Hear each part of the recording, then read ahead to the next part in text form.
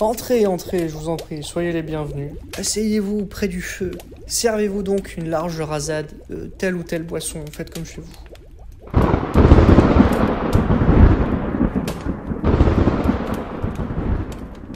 Laisse-moi donc te rappeler, cher ami du régime des actifs, comme tu le sais si bien, nous papotons, nous palabrons, nous jactons, nous jacassons même très régulièrement des différentes façons de s'enrichir et surtout d'améliorer la vie des jeunes actifs. Toutes les formes d'investissement sont concernées, que ce soit en achetant des actions, en investissant dans la bourse, voire même investir dans les spiritueux, comme dans notre épisode dédié à ce sujet. Mais surtout, et nous ne saurons jamais le répéter assez, investir sur soi-même. Ainsi, j'aimerais profiter de cet épisode pour enrichir notre vocabulaire, pour s'armer d'un langage châtié, en plongeant dans mon humble collection de mots rares, expressions et autres aphorismes que j'ai compilés dans un petit opuscule, dans mon Vadémécum.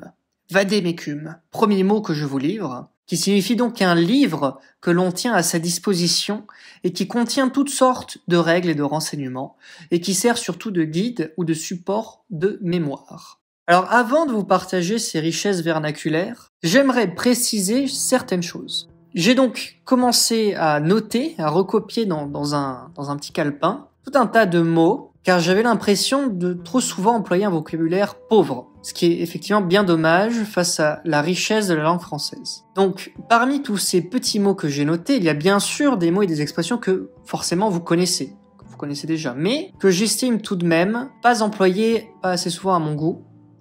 Donc ne me jugez pas tout de suite si jamais vous les connaissez déjà. Donc attaquons-nous au sujet.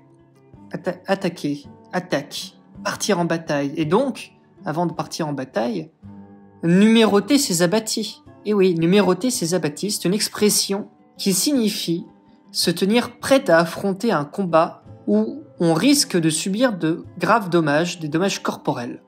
Et donc vérifier l'état de ses membres à la suite d'une bagarre. Vérifier l'état de ses membres suite à une chute. Numéroter ses abattis, un seul B, 2 T, et que moi, j'aime utiliser avant une tâche laborieuse pour signifier à quelqu'un qu'il faut recenser ses ressources avant de s'y atteler pour savoir si on en a perdu en cours de route. J'ai commencé cet épisode en vous parlant tout de suite d'investissement, mais qu'est-ce que l'investissement si ce n'est le fait de renoncer au plaisir présent pour différer ses efforts dans le temps et décupler son bien-être. Mais si l'on veut signifier l'inverse, c'est-à-dire privilégier l'instant présent, il faudra préciser alors qu'il s'agit d'un délice de Capoue. Un délice de Capoue. Cette expression désigne un plaisir immédiat, la satisfaction de l'instant présent, préférée à la mise en œuvre de projets sûrement plus profitables à terme. Alors, d'où nous vient cette expression? Cette expression nous vient d'un événement historique. Nous nous trouvons alors en 215 avant Jésus-Christ en Campanie, sur la péninsule italique. Et le grand homme de guerre carthaginois Hannibal, suivi de ses troupes, a péniblement traversé les Alpes avant de mettre la pâtée aux légions romaines à Cannes. Épuisés, ayant envie de se reposer, de profiter des plaisirs de la vie, les soldats arrivent à Capoue, qu'ils prennent aux Romains. Or, à cette époque, Capoue, qui est aujourd'hui nommée différemment, est une des villes les plus riches et les plus belles d'Italie antique, réputée pour sa douceur de vivre et pour ses environs très verdoyants. Comme nous sommes à l'approche de l'hiver, au lieu de pousser immédiatement vers Naples et de profiter de son avantage sur les Romains, Hannibal décide de laisser passer la saison froide dans ce petit paradis. Pendant ces quelques mois de relâche, les guerriers se ramollissent, perdent leur ardeur au combat, prennent une concubine, une gourgandine et du coup ont beaucoup de mal à se réhabituer à la discipline militaire lorsqu'il faut à nouveau se battre contre l'ennemi. La punition ne tarde pas, les Romains reprennent Capoue, puis la rasent pour la punir d'avoir abrité les Carthaginois. Donc un délice de Capoue. Notre expression d'origine historique laisse donc supposer que lorsqu'on a de grands desseins, il ne faut surtout pas céder à l'appel des sirènes, de la facilité ou du plaisir immédiat, sous peine d'échouer. Au régime des actifs, chers amis, nous avons heureusement encore tous nos moyens cognitifs. Et nous avons la chance d'avoir un esprit pas trop étriqué, de ne pas tenir des propos alambiqués, tarabiscotés, emberlificotés, bref, un discours enchevêtré. Donc il s'agit là à chaque fois de synonymes que je vous livre pour désigner tout ce qui est confus, compliqué, emmêlé, qui manque donc de clarté. Évidemment, il y a une petite nuance entre chacun de ces mots. Donc, je vous les répète.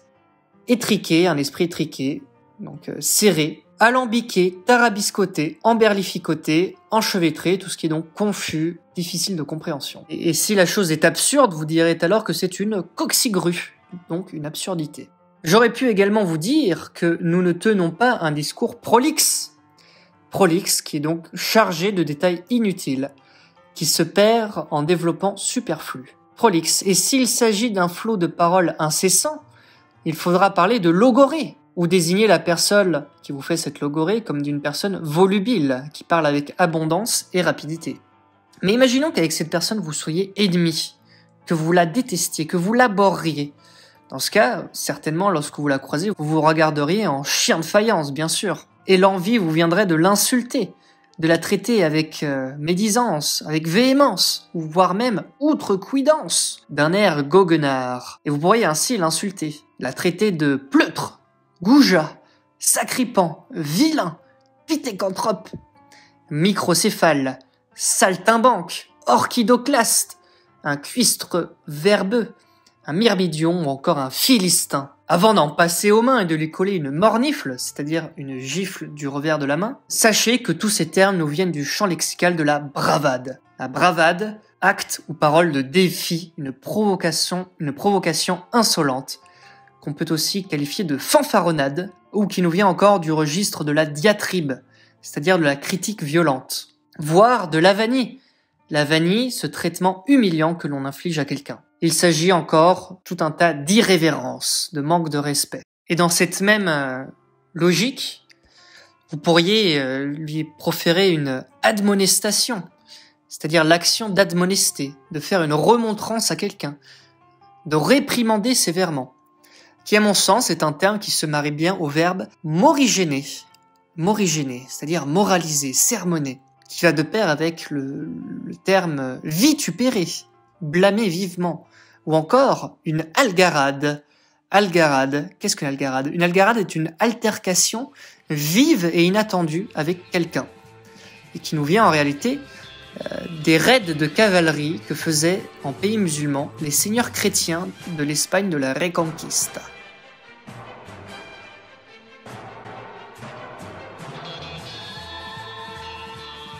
Cette attitude sera bien sûr loin, très loin d'être dithyrambique à l'égard de votre ennemi.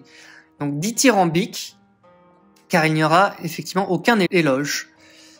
Dithyrambique étant évidemment un éloge. Élogiaque, ou tout simplement un panégyrique. Panégyrique. Cela signifie faire l'éloge en public ou par écrit de quelqu'un, d'une institution, d'un pays, etc. Prononcer un panégyrique. Et c'est souvent un éloge excessif, faire le panégyrique d'un collaborateur, par exemple. Et qu'il ne faut pas confondre avec la flagornerie, c'est-à-dire une flatterie servile et excessive destinée à s'attirer les bonnes grâces d'une personne. Mais si de mon côté je ne voulais pas tarir de louanges à l'égard de quelqu'un, je dirais de lui, pour le subjuguer, qu'il est mirifique, et s'il est généreux, munificient, d'une ineffable ou d'une inénarrable beauté, c'est-à-dire d'une beauté qu'on ne peut exprimer. Ineffable, inénarrable, munificient pour la générosité et mirifique pour la grandeur. Mais pour cela, il faut bien sûr maîtriser la parole et avoir un certain bagou, c'est-à-dire une grande facilité de parole, une loquacité destinée à convaincre. Je vous avais promis également des expressions et des proverbes. Alors laissez-moi vous le dire en latin. Non licet omnibus adire Corinthum. Non licet omnibus adire Corinthum, ou en français, vous pouvez tout simplement dire « Il n'est pas permis à tout le monde d'aller à Corinthe ». Il n'est pas permis à tout le monde d'aller à Corinthe. C'est un proverbe que les latins ont emprunté aux Grecs, comme à peu près tout en réalité, pour faire entendre que Corinthe était la ville des plaisirs coûteux, par conséquent accessible à peu de personnes. Donc tout à l'heure nous avions Capoue, la ville des plaisirs, désormais nous avons Corinthe, la ville des plaisirs coûteux. Dans l'application, ces mots servent à faire entendre que ce qui est du domaine de certains hommes privilégiés n'appartient pas à tous, que les intelligences, les esprits n'ont pas la même puissance, ce qui est presque une palissade. Corinthe était une ville chère dans l'Antiquité, et il fallait beaucoup d'argent pour y vivre, et donc il n'était pas permis à tous d'y aller séjourner. Cela rappelle toutes les choses auxquelles il faut renoncer, faute d'argent, faute de moyens. Il n'est donc pas donné à tout le monde d'aller à Corinthe. Il y a également dans une autre explication à cette expression, mais pour lui donner le même sens, plus ou moins, car Erasme nous raconte que dans l'Antiquité, les Grecs disaient que le port de Corinthe était aussi très difficile d'accès, à cause des courants et des récifs. Donc seuls les pilotes très expérimentés parvenaient à y aborder. Donc encore une fois, il n'est pas donné à tout le monde d'aller à Corinthe, soit par difficulté d'expérience, soit par difficulté d'argent. Je continue sur la lignée des aphorismes, et vous connaissez nécessairement celui qui consiste à trouver son chemin de Damas. Nous changeons de région pour nous rendre en Syrie, où l'on peut trouver son chemin de Damas. Que signifie cette expression ? Ça signifie renoncer à ses idées, à ses convictions, et en adopter de nouvelles que l'on va défendre passionnément. C'est-à-dire, en quelque sorte, revirer complètement d'opinion. Revirer complètement d'opinion. Ainsi, alors cette expression est une expression chrétienne, car il y a un épître, je crois, dans lequel il y a la légende ou le récit de Saul. Saul, ou peut-être Paul en hébreu, c'était un personnage qui prenait un malin plaisir à tourmenter, persécuter les chrétiens, jusqu'à ce que sur le chemin de Damas, il entende la voix du Christ, le rappelant à lui. Et il aurait ainsi changé de chemin, sur le chemin de Damas. Donc trouver son chemin de Damas, renoncer à ses idées. Dans la même veine, vous pouvez très bien utiliser le terme « faire tourner Kazakh ». Faire tourner Kazakh, retourner sa veste, changer totalement d'opinion. Une autre expression que vous pouvez employer. Revenons à nos latinismes. Vous connaissez également l'expression vae victis, malheur au vaincu. Vae victis, qui fut prononcée, selon la légende, par le Gaulois Brennos. Brennos qui avait vaincu les Romains au IVe siècle avant Jésus-Christ et qui saccagea Rome. De nos jours, l'expression s'emploie pour rappeler que le vaincu est à la merci du vainqueur, surtout pendant les négociations qui suivent le combat. Donc malheur au vaincu, vae victis. Et si vous vous êtes avoué vaincu, vous êtes le grand perdant, j'ai donc l'expression toute prête pour vous. Il suffira de dire que vous vous en allez à Canossa. Allez à Canossa. Alors nous sommes allés à Capoue, avec les délices de Capoue. Nous ne sommes pas allés à Corinthe, car il n'est pas donné à tout le monde d'aller à Corinthe. Nous avons fait un petit passage par Damas, et nous nous retrouvons désormais à Canossa. Donc s'en aller à Canossa. Que signifie cette expression ? Cette expression signifie s'avouer vaincu, et nous vient en réalité de l'an de grâce 1077, lors du conflit des investitures qui opposa l'empereur allemand et le Vatican. Et le pape décida alors d'excommunier l'empereur, qui perdit le soutien de ses vassaux et fut obligé de ramper et de se rendre jusqu'à Canossa, où se trouvait alors le pape, pour s'excuser, en tenue de pénitent, pour obtenir son pardon. Mes chers érudits, je vous propose de faire une brève pause musicale.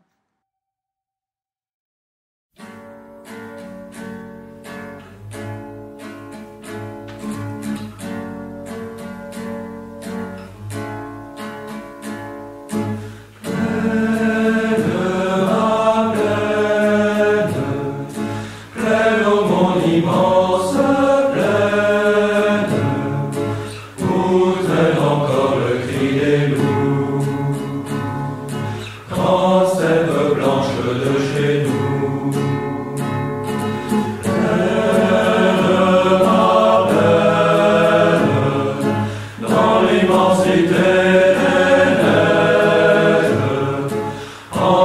Entends-tu le bas des chevaux? Entends-tu le bruit des galops?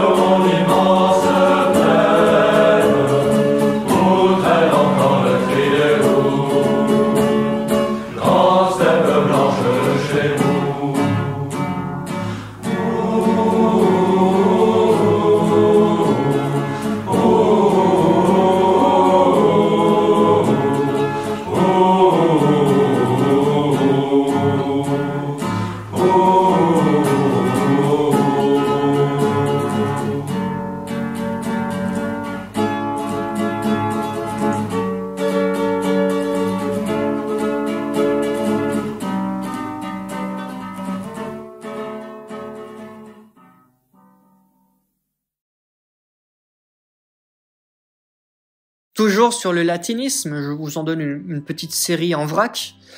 Vincit omnia veritas. Vincit omnia veritas. La vérité triomphe de tout. Je vous en donne une autre. Ab ovo usque ad mala. Et de façon plus succincte, ab ovo. Ce qui signifie de l'œuf jusqu'aux pommes. Depuis l'œuf jusqu'aux pommes. En réalité, le sens de cette expression latine signifie prendre quelque chose à son commencement, dès l'origine. Si vous prenez quelque chose dès son origine, vous dites ab ovo. Et pour les juristes qui nous écoutent, souvenez-vous que nemo auditur propriam turpitudinem allegans. Nemo auditur propriam turpitudinem allegans. Et plus succinctement, vous pouvez tout simplement dire nemo auditur, et qui signifie que nul ne peut se prévaloir de sa propre turpitude. On ne peut pas se plaindre de quelque chose si on en est en réalité à l'origine. Nemo auditur, propriam turpitudinem allegans. Les amis, au régime des actifs, l'on s'échine à dénoncer avec verve la tyrannie fiscale qui sévit en France. Car, comme je le dis si souvent, en restant sur cette voie, nous risquons bientôt de ne plus avoir que l'impôt sur les eaux. Il faut donc s'échiner. S'échiner, c'est-à-dire se donner beaucoup de mal, de peine, s'éreinter jusqu'à s'en casser l'échine, c'est-à-dire la colonne vertébrale. Savez-vous ce qu'est qu'une promesse de Gascon? Une promesse de Gascon, c'est une promesse non tenue. Et lorsqu'une promesse risque de ne pas être tenue, il faut dans ce cas dire au promettant, il faut lui dire « Méfie-toi, car cochon qui s'en dédie ». C'est donc une menace pour lui faire comprendre que celui qui dédie sa promesse n'est en réalité qu'un cochon. 1%. Et si la personne persiste à ne pas tenir sa parole, vous lui rappellerez ce dicton juridique qui veut que l'on lie les bœufs par les cornes, comme on lie les hommes par la parole. Et s'il faut finalement appeler les huissiers, je vous autorise dans ce cas à jeter l'anathème sur votre débiteur et pourquoi pas l'ostraciser. c'est-à-dire le condamné à l'exil. Revenons en France, loin de Capoue, de Damas, de Corinthe, de Canossa. Revenons en France, avec nos belles expressions locales, nos expressions vernaculaires. Et je commencerai de façon bucolique, rustique, rurale, en vous livrant cette expression qu'est prendre la clé des champs. Prendre la clé des champs signifie s'enfuir, s'évader, un peu comme filer à l'anglaise. Mais prendre la clé des champs n'est pas la même chose que de prendre garde au miroir aux alouettes. Un miroir aux alouettes. L'expression miroir aux alouettes est souvent utilisée pour décrire une chose ou une situation qui semble attrayante à première vue, mais qui s'avère être trompeuse ou décevante en réalité. Elle est souvent utilisée pour décrire des situations dans lesquelles une personne est attirée par quelque chose qui n'est pas ce qu'il semble être. Car le miroir aux alouettes serait en réalité un instrument de chasse pour chasser l'alouette, un piège. Je dédicace la prochaine expression à Macron, qui se croit tout droit sorti de la cuisse de Jupiter. Se croire sorti de la cuisse de Jupiter, c'est-à-dire se prendre à tort pour quelqu'un de remarquable. On ne peigne pas un diable qui n'a pas de cheveux. Celle-ci, elle est plutôt pour Édouard Philippe. Et elle signifie, elle s'emploie à propos de quelque chose de futile ou d'impossible. Eh bien les amis, je vous ai suffisamment bourré le mou comme ça, c'est-à-dire bourré le crâne avec tous mes mots savants. Évidemment, je ne vous ai lu qu'une poignée, qu'une lichette des mots que j'ai pu noter dans mon carnet. Toutes les définitions, je les trouve à chaque fois sur Internet, je ne m'embête pas. Vous me direz évidemment si cette émission vous a plu, car si c'est le cas, je peux très bien faire plusieurs épisodes, une série d'épisodes sur les mots rares du grimoire de Maurice, et ces expressions désuètes, vétustes, vermoulues, peut-être même légèrement en décrépitude, en déshérence. Je vais donc vous laisser avec notre éternelle devise, la devise du régime des actifs, en vous rappelant que le passé, c'est bien, mais que l'avenir, c'est mieux. Et n'oubliez pas, évidemment, de vous abonner, de plus soyez, de partager nos émissions, et pour les plus munificients d'entre vous, de nous envoyer un chèque, de payer rubis sur ongle, de nous donner quelques sesterces, quelques deniers, quelques fifrelins, car nous aimerions bien rouler carrosse, comme on dit. Vespéralement vôtre, Maurice du Jambon.